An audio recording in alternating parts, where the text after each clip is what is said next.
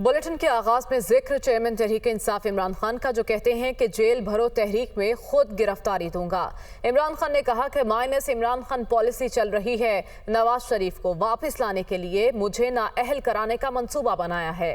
पाकिस्तान के पास IMF से deal के अलावा कोई चारा नहीं। उन्होंने मरियम नवाज का जिक्र भी किया और कहा कि मरियम नवाज पता नहीं कौन सी सर्जरी करवाने गईं जो सिर्फ 2 मुल्कों में ही होती है। इसी बारे में मजीद तफसीलात जान लेते हैं। नुमाइंदा खुसूसी लियाकत अंसारी हमारे साथ मौजूद है। लियाकत, बताएगा ये गुफ्तगू इमरान खान ने कब और किस मौके पर की?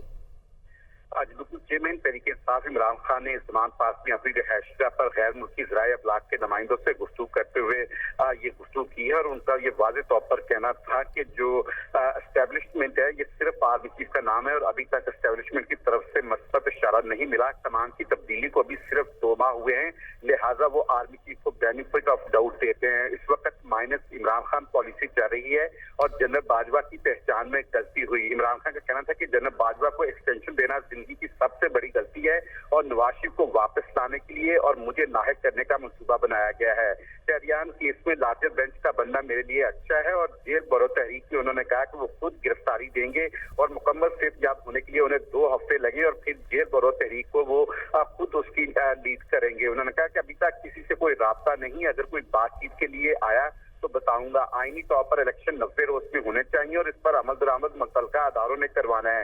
उन्होंने कहा कि ऑल पार्टीज कॉन्फ्रेंस में शिरकत के लिए सोचे विचार कर रहे हैं और ये मेरे हाथ पैर बांध कर इलेक्शन में जाना चाहते हैं। उन्होंने कहा कि इफ्तिखार चौधरी ने कौम से बहुत बड़ा धोखा किया है।